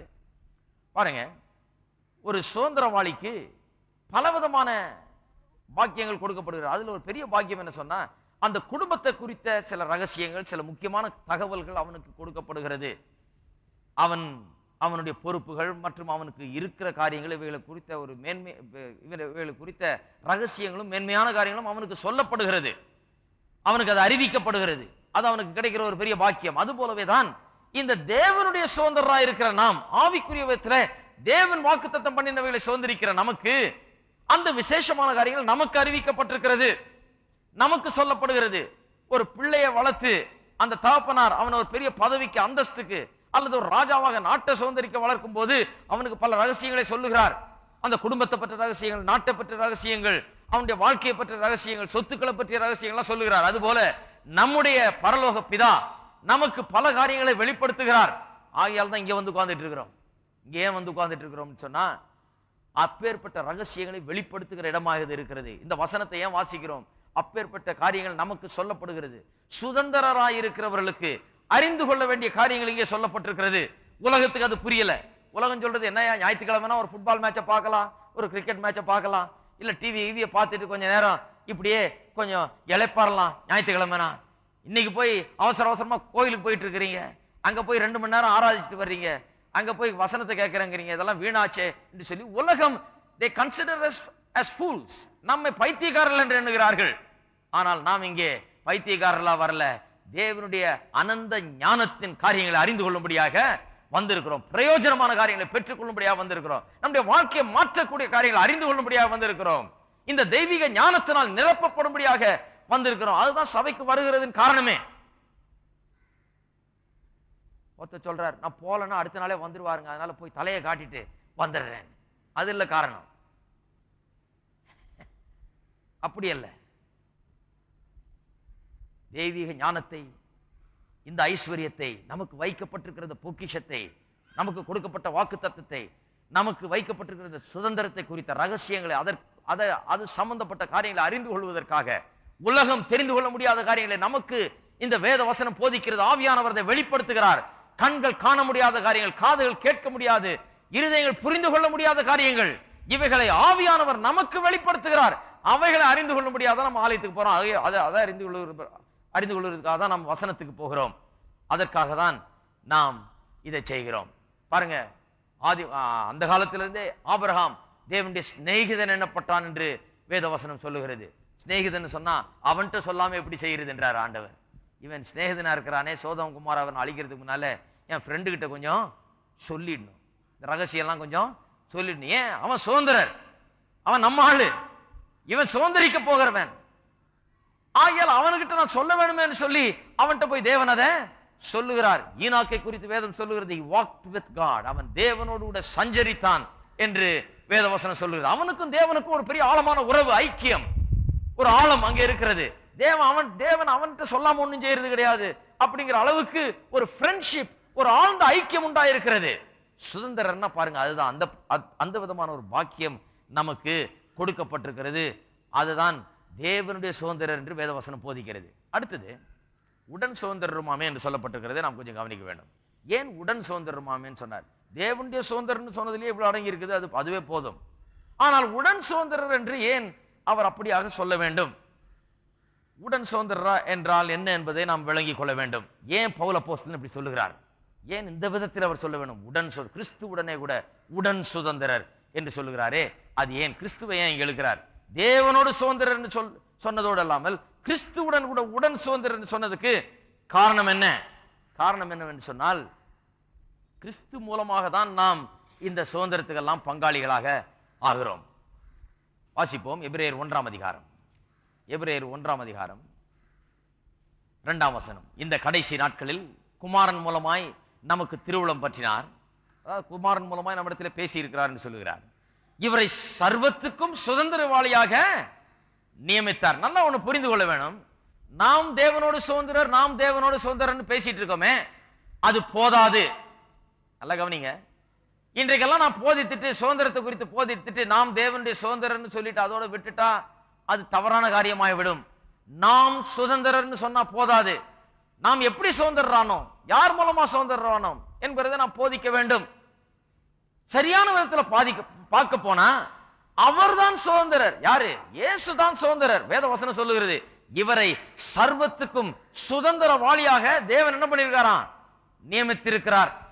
ஆகையால நாம் சுதந்திரன்னு சொல்றது அவ்வளவு சரி கிடையாது. அவர்தான் சுதந்திரர். நாம் அவர் மூலமாய் இதுல சுதந்திரராக வாழ்கிறோம். அதைத்தான், அதுக்காக தான் பவுல் அப்போஸ்தலன் தேவனுடைய சுதந்திரரும் கிறிஸ்துவுடன் உடன் சுதந்திரரும் என்று சொல்லி இருக்கிறார். அவர் தான் சுதந்திரர். கலாத்தியர் 3ஆம் அதிகாரத்துக்கு திருப்போம், அங்க இன்னும் தெளிவா வழங்குது பாருங்க. அவர் இல்லாம நாம சுதந்திரவாளி ஆகவே முடியாது. இது அவர் மூலமாக தான், அவருக்குள்ள நாம் இருக்கிறபடினாலதான் சுதந்திரவாளி ஆக முடியும் ஒழிய அவர் இல்லாமல் இந்த சுதந்திரத்தில் பங்கு பெறவே முடியாது. கலாத்தியர் 3ஆம் அதிகாரம் 16வது வசனம், ஆபிரகாமுக்கும் அவனுடைய சந்ததிக்கும் வாக்குத்தத்தங்கள் பண்ணப்பட்டன. சந்ததிகளுக்கு என்று அநேகரை குறித்து சொல்லாமல், நல்லா கவனிங்க, அநேகரை குறித்து அல்ல, ரொம்ப முக்கியம். சந்ததிகள், அந்த வாக்குத்தத்தம், சுதந்திரத்தை குறித்த வாக்குத்தத்தம் நிறைய பேருக்கு அல்ல, அநேகருக்கு சொல்லப்படல. உன் சந்ததிக்கு என்று ஒருவனை குறித்து சொல்லி இருக்கிறார். அந்த சந்ததி கிறிஸ்துவே. அப்ப ஆபிரகாமுடைய வாக்குத்தத்தங்கள் எல்லாம், தேவன் வாக்குத்தத்தம் பண்ணின அனைத்து காரியங்களும் ஏதோ ஒரு நிறைய பேருக்கு என்று அல்ல, ஒரு சந்ததியா இருக்கு அல்லது ஒரு தேசத்தாருக்கு என்று, இனத்தாருக்கு என்று அல்ல, ஒருவருக்கு அந்த வாக்குத்தத்தங்கள் ஒரு ஆள் அதெல்லாம் அடங்கி இருக்கிறது. அவ்வளவு வாக்குத்தத்தங்களும் அவ்வளவு சுதந்திரங்களும் தேவன் சொன்ன அவ்வளவு காரியங்களும் ஒருவருக்காக சொல்லி இருக்கிறார். அந்த ஆள் யார்? அந்த சந்ததி கிறிஸ்துவே. 29ஆம் வசனம், நீங்கள் கிறிஸ்துவுடையவர்களானால், இங்கதான் குட் நியூஸ். நீங்க சொல்லலாம், ஐயோ எல்லாத்தையும் கிறிஸ்துவுக்கு கொடுத்துட்டாரா, அப்ப எனக்கு என்ன? எல்லாத்தையும் கிறிஸ்துவுக்கு கொடுத்துட்டா எனக்கு என்ன இருக்குது? நீங்கள் கிறிஸ்துவுடையவர்களானால் ஆபிரகாமின் சந்ததியாராயும் வாக்கு தத்தத்தின்படியே சுதந்திரராயும் இருக்கிறீர்கள். பாருங்க, நீங்கள் கிறிஸ்துவுடையவர்களானால், அவருக்கு தான் எல்லா வாக்கு தத்தமும், அவரை தான் சுதந்திரவாளியா நியமித்திருக்கிறார். நாம் கிறிஸ்துவுடையவர்களா இருக்கிறபடினாலே உடன் சுதந்திரராக நாம் மாறிவிட்டோம். எல்லா வாக்கு தத்தமும் அவருக்கு தான். அவர்ல தான் எல்லாம் வாய்க்குது, பலிக்குது. அவர்ல தான் எல்லாம் அடங்கி இருக்கிறது. நாம் அவருக்குள் இப்ப வந்து விட்டபடினாலே, நாம் கிறிஸ்து உடையவர்களாகி விட்டபடினாலே அந்த வாக்கு தத்தங்கள் எல்லாம் நமக்கு இன்றைக்கு சொந்தமானதாய் இருக்கிறது. ரோமர் 5ஆம் அதிகாரத்திலே இதை நாம் ரொம்ப தெளிவாக பார்க்கிறோம். ரோமர் 5ஆம் அதிகாரத்தில் அப்போஸ்தலனாகிய பவுல் அதை தெளிவா போதிக்கிறார். நாம் அதெல்லாம் படித்திருக்கிறோம். அங்க சொல்றார், நாம் இப்ப கிறிஸ்துவுக்குள்ள இருக்கிறோம். ஆதாமுக்குள்ள இல்ல, கிறிஸ்துவுக்குள்ள. முதல்ல ஆதாமுக்குள்ள இருந்தோம். அவனுடைய பாவம் நம்ம பிடித்து கொண்டது, அவனுடைய சாபம் நம்ம பிடித்து கொண்டது. அவனுக்கு என்னென்னலாம் கிடைக்க வேணுமோ அதெல்லாம் நம்ம கிடைச்சதோ அதெல்லாம் நமக்கு வந்துட்டது. ஆபிரகாமின் மூலமாக, ஆதாமின் மூலமாக பாவமும், பாவத்தின் மூலமாக மரணமும் உலகத்தில் பிரவேசித்தது. ஒரே மனுஷனால பாவமும் மரணமும் பிரவேசித்தது என்று சொல்லுகிறார். ஆதாமுக்குள்ள நாம் இருந்தோம். அந்த ஆதாமின் மூலமா ஒரு காரியத்தை சுதந்திரித்துக் கொண்டோம், பாவத்தையும் மரணத்தையும் சுதந்திரித்துக் கொண்டோம். ஆனால் இப்பொழுது கிறிஸ்துவுக்குள்ள இருக்கிறோம். இப்போ என்னத்தை சுதந்திரித்துக் கொள்றோம் என்று சொல்லி 5ஆம் அதிகாரத்தில் தெளிவா சொல்லுகிறார். ஆதாமுக்குள்ள இருக்கிறப்ப பாவத்தையும் மரணத்தையும், கிறிஸ்துவுக்குள்ள இருக்கிறபடினாலே 5ஆம் அதிகார கடைசியில சொல்லுகிறார், நித்திய ஜீவனை நாம் சுதந்திரித்துக் கொண்டோம் என்று சொல்லி. ஆப்போசிட். ஆதாமின் மூலமா எப்படி பாவம் மரணமும் வந்ததோ அது போலவே கிறிஸ்துவின் மூலமா நீதியும் நித்திய ஜீவனும் நமக்கு கிடைக்கிறது என்று சொல்லுகிறார். 6ஆம் அதிகாரத்தில், ரோமர் 6ஆம் அதிகாரத்தில் நாம் பார்த்தோம், நாம் கிறிஸ்துவுடனே கூட மரித்து அடக்கம் பண்ணப்பட்டு உயிரோடு எழும்பினோம் என்று. மரித்து அடக்கம் பண்ணப்பட்டு உயிரோடு எழும்பினோம், கிறிஸ்துவுடனே கூடவே இருக்கிறோம், அவருக்குள்ளாகவே நாம் இருக்கிறோம் என்பதை 6ஆம் அதிகாரம் நமக்கு திட்டவட்டமாக போதிக்கிறது. ஆக ஆதாமுக்குள்ள இருந்தோம், பிறகு கிறிஸ்துவுக்குள்ள வந்தோம்.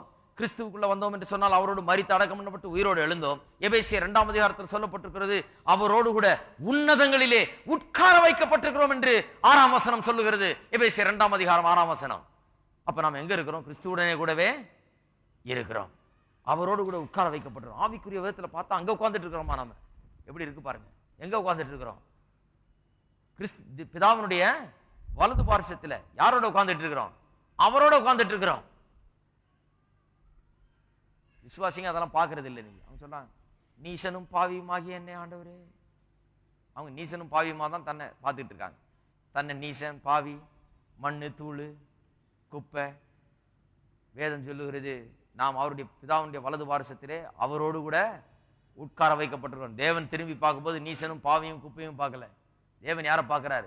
சிங்காசனத்திலே உட்கார்ந்து இருக்கிற ஒருவனை பார்த்து கொண்டிருக்கிறார். அதிகாரத்தில, வல்லமையில, அந்தஸ்தில வைக்கப்பட்டவனை பார்த்து கொண்டிருக்கிறார். வலது பாரிசம் என்று சொன்னால் ஒரு பெரிய விசேஷமான இடம். ரைட் ஹேண்ட் சொன்னா ரொம்ப முக்கியமான ஒரு அந்தஸ்தை அது குறிக்கிறது. அப்பேற்பட்ட அந்தஸ்து நமக்கு கொடுக்கப்பட்டிருக்கிறது கிறிஸ்துவுக்குள்ளே நாம் இருக்கிறபடினாலே. லூக்கா 22ஆம் அதிகாரத்தில் அதை இயேசுவே சொல்லுகிறார். லூக்கா 22ஆம் அதிகாரம் 29-30 வசனங்கள். ஆகையால் என் பிதா எனக்கு ஒரு ராஜ்யத்தை ஏற்படுத்தின போல நானும் உங்களுக்கு ராஜ்யத்தை உங்களுக்கு ஏற்படுத்துகிறேன். நீங்கள் என் ராஜ்யத்திலே என் பந்தியில் போஜனம் பண்ணி இஸ்ரவேலின் 12 கோத்திரங்களையும் நியாயந்தீர்க்கிறவர்களாய் சிங்காசனங்கள் மேல் உட்காருவீர்கள் என்றார். நம்ப முடியுதா? அவர் எனக்கு ஒரு ராஜ்யத்தை உண்டாக்கி இருக்கிறார், நான் உங்களுக்கு அதை உண்டாக்குறேன்றார். நீங்கள் என் ராஜ்யத்திலே என் பந்தியிலே போஜனமானம் பண்ணி இஸ்ரவேல் 12 கோத்திரங்களை நியாயந்தீர்க்கிறவர்களாய் சிங்காசனங்கள் மேல் உட்காருவீர்கள். பாருங்க எதற்காக நாம் அழைக்கப்பட்டிருக்கிறோம் என்று சொல்லி. இப்படி உடன் சுதந்திரர் என்று சொன்னாலே அதனுடைய அர்த்தம் அதுதான். கிறிஸ்துவுடனே கூட உடன் சுதந்திரர் என்று சொன்னா இதுதான் அர்த்தம். அவரு தான் எல்லாத்துக்கும் சுதந்திரவாளி. நாம் அவருக்குள் வந்து விட்டபடினாலே, அவரோடு மரித்து அடக்கம் பண்ணப்பட்டு உயிர் தெழுந்து இப்படி அவருக்குள் நாம் இருக்கிறபடினாலே அவர் சுதந்திரவாளினா அவருக்கு என்னவெல்லாம் சொந்தமோ அந்த சுதந்திரத்தின் மூலமாக அதெல்லாம் நமக்கு சுதந்திரமாய் இருக்கிறது. பாருங்க அப்போஸ்தலனாகிய பவுல் சில நேரத்தில் blessed be the God and Father of our Lord Jesus Christ ன்னு சொல்றார். அதாவது நம்முடைய கர்த்தராகி இயேசு கிறிஸ்துவின் பிதாவும் தேவனுமாயிருக்கிற பிதாவாயிருக்கிற நம்முடைய கர்த்தராகி இயேசு கிறிஸ்துவுக்கு பிதாவாயிருக்கிற தேவனுக்கு ஸ்தோத்திரம்னு சொல்லுகிறார். அது எப்போ யோசித்து பார்த்துருக்கீங்களா? ஏன் அப்படி சொல்லணும்? சுத்தி வளைச்சு சொல்றார். நம்முடைய கர்த்தராகி இயேசு அவருக்கு பிதாவா இருக்கிற தேவனுக்கு ஸ்தோத்திரம், இயேசுவுக்கு பிதாவா இருக்கிற தேவனுக்கு ஸ்தோத்திரம்.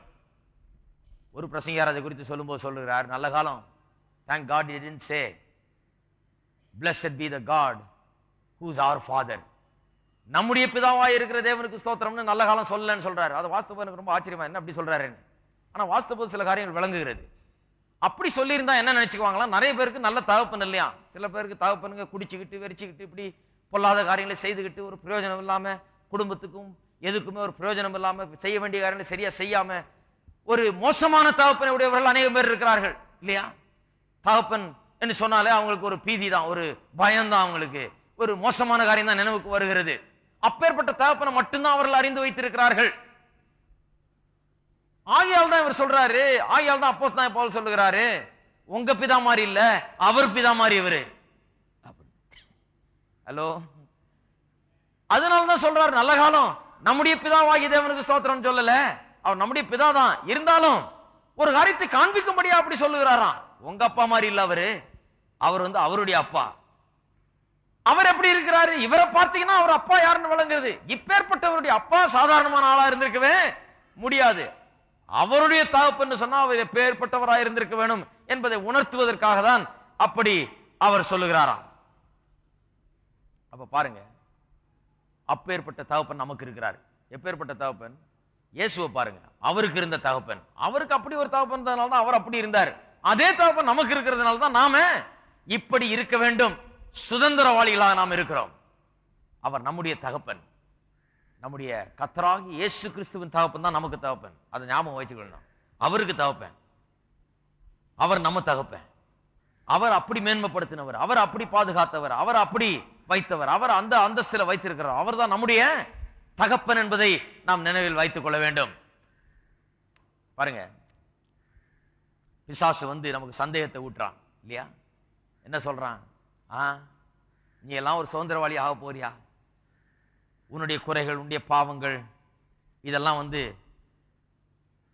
உன்னுடைய பிறப்போற சுதந்திரத்தை கூட ஒண்ணுமில்லாமல் ஆக்கிவிடும். இதெல்லாம் நம்ப முடியாது. இதெல்லாம் ரொம்ப பூர்ணமா இருக்கிறவர்களுக்கு, ரொம்ப பரிபூர்ணமான பரிசுத்தத்தை அடைந்தவர்களுக்கு, அவர்களுக்கு தான் இதெல்லாம் சொல்லி பிசாசு சந்தேகத்தை ஊட்டுறான். பிசாசுக்கு சந்தேகம் கொடுக்குற வேலை தான் பிசாசு. சந்தேகமே பிசாசு இடத்துல தான் வருது பாருங்க. சந்தேக பிசாசு அவன் பேரு. சந்தேகத்தை ஊட்டுகிறான். அவன் என்ன சொல்றான்? பிதாவானவர் உன்னை பார்த்து அவர் பிரியப்படுறதில்லை, ஏன்னா உனக்கு குறைகள்லாம் இருக்குது, ஆகையால உன்னை பார்த்து பிரியப்படுறதில்லை. என்னுடைய பதில் என்ன அதுக்கு? என்னை பார்த்து ஒருவேளை அவர் பிரியப்படாமல் இருக்கலாம், என்னில் குறைகள் இருக்கலாம், ஆனால் அவர் பிரியப்படுகிற குமாரன் ஒருவர் இருக்கிறார். அவர் சொல்லுகிறார், இதோ இவர் என்னுடைய நேச குமாரன், இவரில் நான் பிரியமாயிருக்கிறேன்னு சொன்னார். அவர் என்ன பார்க்கறது இல்ல, என்ன பார்த்து பிரியப்படாம போறது இல்ல, அவரை பார்க்கிறார். அவருக்குள்ள நானு இருக்கிறேன். அவரை பார்த்து சொல்றாரு, இதோ என்னுடைய நேசகுமாரன், இவரில் நான் பிரியமா இருக்கிறேன், அதுல நான் அடங்கி இருக்கிறேன், நான் அதுக்குள்ள இருக்கிறேன், அவருக்குள்ள இருக்கிறேன். அவர் மேல பிரியமா இருக்கிறார்னா என் மேலையும் பிரியமா இருக்கிறாரு. அவருக்குள்ளதான் என்ன பார்க்கிறார். அவர் மேல பிரியமா இருந்து அவர் மேல ஆசீர்வாதத்தை அருளுகிற தேவன் என் மேலும் பிரியமா இருந்து என் மேலும் ஆசீர்வாதத்தை பொழிந்தருளுகிறார். என்னை அவரிலே காண்கிறார். அதுதான் என்னுடைய பதில் இல்லையா? கர்த்தர் என்னை பார்த்து பிரியப்படுகிறார் இன்றைக்கு. அதுதான் எபேசியர்லே அப்போஸ்தலன் பவுல் சொல்றார், we are his beloved என்று சொல்லி. நாம் அவருக்கு பிரியமானவர்கள். பிரியமானவர்கள் எல்லாம் சொல்லுவோம், நான் தேவனுக்கு பிரியமானவன். நிச்சயமா நாம் தேவனுக்கு பிரியமானவர்கள். நாம் சுதந்திரர். எல்லாவற்றையும் பாருங்க, தேவன் இயேசுவின் மூலமா உண்டாக்கினார். எல்லாவற்றையும் அவருடைய கைகளுக்குள்ள வைத்தார். அவரை சுதந்திரவாளியா ஆக்கினார். உயிர்த்தெழுந்த கிறிஸ்து சொல்லுகிறார், சகல அதிகாரம் வல்லமை எனக்கு கொடுக்கப்பட்டிருக்கிறது என்று சொல்லுகிறார். அவர் சொல்லுகிறார், பவுல் சொல்லுகிறார், பிதாவின் வலது பார்சத்தில் அவரை உட்கார வைத்திருக்கிறார் என்று சொல்லுகிறார். இப்படி எல்லாம் சொல்லும் போது நமக்கு என்ன வழங்குது? அவருக்குள்ள நான் இருக்கிறேன். அவருக்குள்ள நான் இருக்கிறபடினாலே எல்லா சுதந்திரமும் எனக்கு கொடுக்கப்பட்டிருக்கிறது, எல்லா அதிகாரமும் வல்லமையும் எனக்கு கொடுக்கப்பட்டிருக்கிறது. என்னுடைய சுதந்திரம் நிச்சயமா என்னுடையதான் இருக்கிறது என்பது நமக்கு விளங்குகிறது. அவர் பிசாசை ஜெயித்தார்.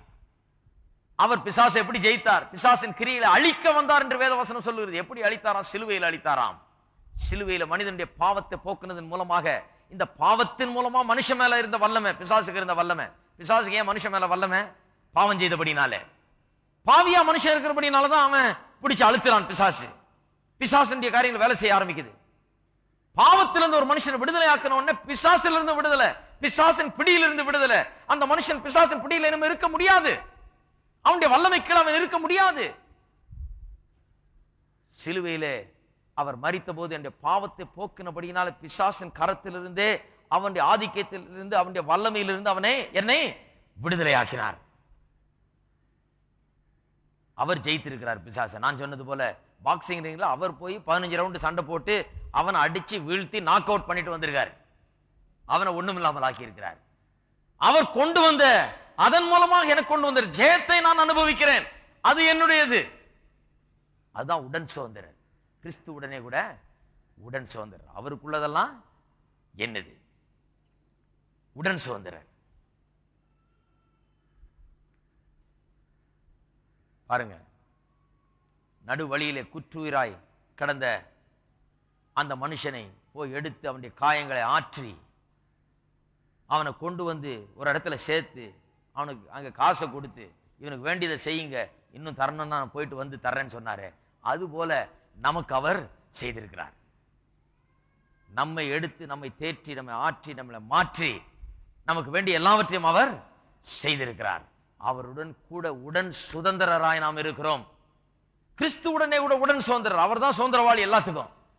அவர் சுதந்திரவாளியா இருக்கிறார், நாம அவருக்குள்ள இருக்கிறோம். ஆகையால் நாம் எல்லாத்துக்கும் நாமும் சொந்தக்காரர்களா இருக்கிறோம். எல்லாரும் எழுந்து நிற்போம்.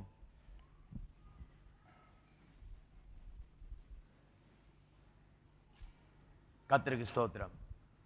தேவனுடைய சுதந்திரர்னு மட்டும் சொல்லிவிட்டு விடாம, அவரோடு கூட, கிறிஸ்துவோடு கூட உடன் சுதந்திரம் என்று சொன்னது எவ்வளவு அருமையான காரியம் பாருங்க. வெறும் தேவனோடு கூட சுதந்திரம் என்று சொன்னா அது ஒரு சில காரியங்களை தான் நமக்கு சொல்ல முடியும். கிறிஸ்துவுடனே கூட உடன் சுதந்திரம் என்று சொல்லி இருக்கிறபடினாலே அது இன்னும் தெளிவாகிறது. நாம் அவருக்குள்ளே இருக்கிறோம். கர்த்தர் நம்மில பிரியப்படுகிறார். அதிகாரம், வல்லமை எல்லாவற்றையும் அவர் கையில் கொடுத்திருக்கிறார். அவரை சுதந்திரவாளி ஆக்கி இருக்கிறார். நாம் அவரோடு கூட இருந்து கொண்டு அதை நாம் அவரோடு கூட பங்கிட்டு கொண்டிருக்கிறோம், பங்கு பெற்று கொண்டிருக்கிறோம். அந்த சுதந்திரத்திலே, அந்த மேன்மையான அதிகாரத்திலே, வல்லமையிலே, அப்பேற்பட்ட வாழ்விலே நாம் பங்கெடுத்துக் கொண்டிருக்கிறோம். அவருக்குள்ள இருக்கிற நாம், கிறிஸ்துவுக்குள்ளாக இருக்கிற நாம், அப்பேற்பட்ட சந்தோஷத்திலே, சமாதானத்திலே, ஜெயத்திலே, பிசாசின் மேல உள்ள வெற்றியில பங்கெடுத்துக் கொண்டிருக்கிறோம். இது நம்முடையது. கிறிஸ்தவ ஜீவியம்னா ஏதோ கோயிலுக்கு போனோம் வந்தோம் அப்படின்னு கிடையாது, கும்பிட்டுக்கிட்டு போனோம் அப்படி கிடையாது. அனுபவிக்கிறோம். அதை தேவனோடு கூட ஐக்கியத்தை அனுபவிக்கிறோம், ஒரு நிச்சயத்தை அனுபவிக்கிறோம், அந்த வெற்றி ஜெயத்தை அனுபவிக்கிறோம். பிசாசின் மேல அவர் ஜெயித்தார், அதை நாம் அனுபவிக்கிறோம். அந்த ஜெயத்தை நாம் ஒவ்வொரு நாளும் ருசி பார்க்கிறோம். பிசாசை விரட்டுகிறோம், பிசாசின் மேல் அதிகாரத்தை எடுக்கிறோம். இதெல்லாம் விளங்காதனால தான் பாருங்க இன்னைக்கு நிறைய விசுவாசிகள் அப்படி இல்லை. உலகத்துல எப்படி இருக்கிறாங்க? யாராவது என்ன மாதிரி என்கிட்ட என்ன தொந்தரவு செய்யற பிசாசை என்ன மாதிரி பண்ண மாட்டாங்களா அப்படின்னு இருக்கிறாங்க. ஆனா வேதவசனம் சொல்லுது, பிசாசை எதிர்த்து நில்லுங்கள், அப்பொழுது அவன் உங்களை விட்டு ஓடி போவான். பிசாசை விரட்டக்கூடியவர்கள் நாம். பிசாசின் கிரியைகளை ஒன்றுமில்லாமல் ஆக்கக்கூடியவர்கள் நாம். நம்முடைய வாழ்க்கையில பிசாசு நுழைந்து என்ன வேணாலும் செய்யலாம் என்று கிடையாது. அதிகாரம் பெற்றவர்கள் நாம். அந்த அதிகாரத்தில் பங்கு நமக்கு உண்டு. எல்லா அதிகாரம் அவருக்கு கொடுக்கப்பட்டிருக்கிறது. அந்த அதிகாரத்தை நாம் அங்கீகரித்து அதை செயல்படுத்துகிறோம். அதான் கிறிஸ்தவ ஜீவியம். நாம் செயல்படுத்துகிறோம், நாம் அதிகாரம் எடுக்கிறோம். ஸ்தோத்திரம். நம்ம எல்லாரும் கர்த்தரை ஆராதிப்போம். கொஞ்ச நேரம் நம்மை தேவனோடு சுதந்திரரும் கிறிஸ்துவுடன் உடன் சுதந்திரம் ஆக்கினவரை நாம் துதிப்போம். எப்பேற்பட்ட ஆசீர்வாதங்கள், எப்பேற்பட்ட வாக்குத்தத்தங்கள், இவையெல்லாம் நிச்சயம். இதை ஒன்று கெடுத்து போட முடியாது. இது பரலோகத்தில் வைக்கப்பட்டிருக்கிற சுதந்திரம், ஆவிக்குரிய சுதந்திரங்கள். இதெல்லாம் உலக பிரகாரமான காரியங்கள் கெடுத்து போட முடியாது. அவருடைய வல்லமை நமக்குள்ளே கிரியை செய்கிறது. இது பாதுகாப்பாக வைக்கப்பட்டிருக்கிறது. இது நிச்சயமான ஒன்று. இதை நிச்சயமாக கர்த்தர் நிறைவேற்றிய தீர்வார். அவருக்குள்ளே நாம் இருக்கிறோம். ஆகையால் உடன் சுதந்திரராக இருக்கிறோம். ஸ்தோத்திரம், ஸ்தோத்திரம் கர்த்தாவே, ஸ்தோத்திரம், ஸ்தோத்திரம், ஸ்தோத்திரம். அந்நியரும் பரதேசிகளுமாயிருந்த நம்மை எடுத்து கொண்டு வந்து தேவனுடைய குடும்பத்தில் கொண்டு வந்து வைத்து சுதந்திரராய் மாற்றி இருக்கிறார். உடன் சுதந்திரராக்கி இருக்கிறார். மேன்மைப்படுத்தி இருக்கிறார். அந்தஸ்தை கொடுத்திருக்கிறார். அதுதான் கிறிஸ்தவ ஜீவியம். அதுக்கு முன்னால் இருந்ததுதான் ஒன்றுமில்லாத வாழ்க்கை. இதுதான் எல்லாம். எல்லாம் நமக்கு கொடுக்கப்பட்டிருக்கிறது. கிறிஸ்துவுக்குள்ளாகவே நம்ம வைத்து விட்டார். இதை விட பெரிய ஸ்தானம், அந்தஸ்து, பாதுகாப்பு, பராமரிப்பு நாம் கேட்கவே முடியாது. கிடையவே கிடையாது. இந்த உலகத்துல, இந்த பொல்லாத உலகத்துல இதை விட ஒரு பெரிய பாதுகாப்பு கிடையாது. இதுதான் மறைவிடம். இதுதான் அவருடைய செட்டையின் கீழ் அடைக்கலம் புகுகிறது. அதுதான் மறைவில் இருக்கிறது. அவருடைய நிழலில் தங்குவதென்றால் இதுதான். இதை விட ஒரு நல்ல இடம் தங்குவதற்கு கிடையாது. கிறிஸ்துவுக்குள் இருக்கிறது அந்த இடம். நாம் கிறிஸ்துவுக்குள்ள இருக்கிறோம். ஆசீர்வதிக்கப்பட்டவர்களா இருக்கிறோம். ஹல்லேலூயா. ஸ்தோத்திரம், ஸ்தோத்திரம் கர்த்தாவே. அன்பின் பரலோக பிதாவே, கர்த்தராகிய இயேசுவின் நாமத்தில் உம்மிடம் வருகிறோம். இந்த காலை வேளையில் உம்முடைய வார்த்தைகளோடு நீ பேசினபடியால் உமக்கு ஸ்தோத்திரம் கர்த்தாவே.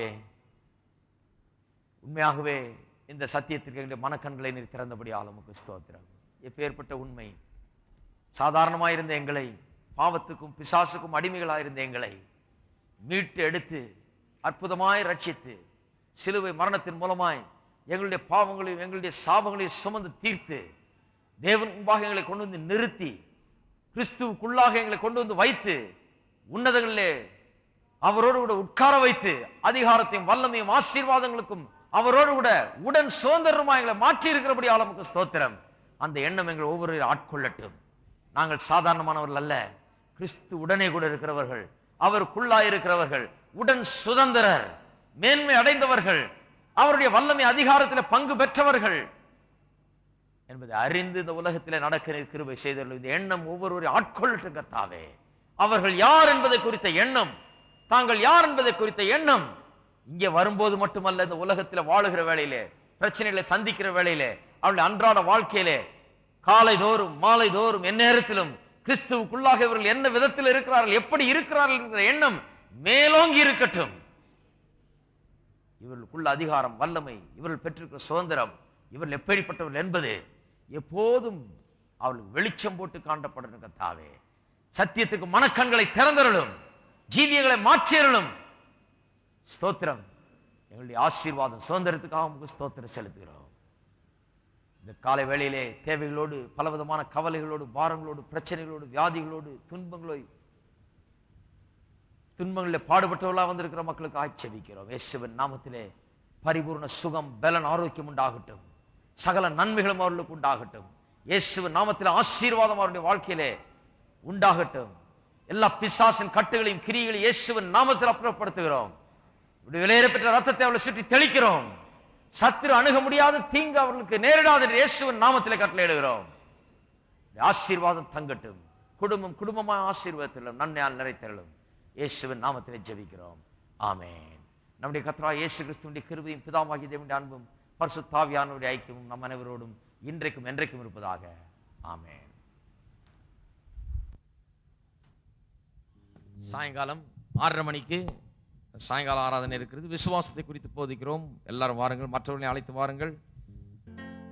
சாத்தான் என்னிடம் வந்து சந்தேகம் ஊட்டினால் நீ போ, நீங்கிற்றென்பே, நீ துன்பத்துள்ளாக்கிட்டாய், என் நேசனை மீட்டார், நேசர் சுகம் தந்தார், அதை கல்வாரியின் ரத்தத்தாலே மூடியாச்சுதே, அவை வானபூமி போல நீங்கிற்றே, அன்பர் மறதி கடலுள்ளே ஆழ்ந்தது நன்றே, ஆமென். சுத்தமானே. இந்த புத்தகங்கள்லாம் பின்னாலே அவைலபிளா இருக்குது, வாங்கிக் கொள்ளலாம். கர்த்தர் உங்களை ஆசீர்வதிப்பாராக. எப்போதும் அப்பா இயேசு என்னோடு தங்குவார், அப்போ என் பாக்கியமா, எப்போதும் பாட்டு பாடும் அப்பா விட்டினிலே வாழ்வேன் பேரின்பமே, அதை கல்வாரியின் ரத்தத்தாலே மூடியாச்சுதே, அவை வானபூமி போல நீங்கிற்றே, அன்பர் மறதி கடலுள்ளே ஆழ்ந்தது நன்றே, ஆமென். சுத்தமானே. ஞானஸ்தானம் எடுக்க விரும்புகிறவர்கள் முன்னால வந்து இந்த முன் வரிசையில் உட்காரலாம். ஞானஸ்தானம் எடுக்க வேண்டியவர்கள் இங்க முன்னாலே இந்த வரிசையில வந்து உட்கார முடியாது கேட்டுக்கொள்கிறேன்.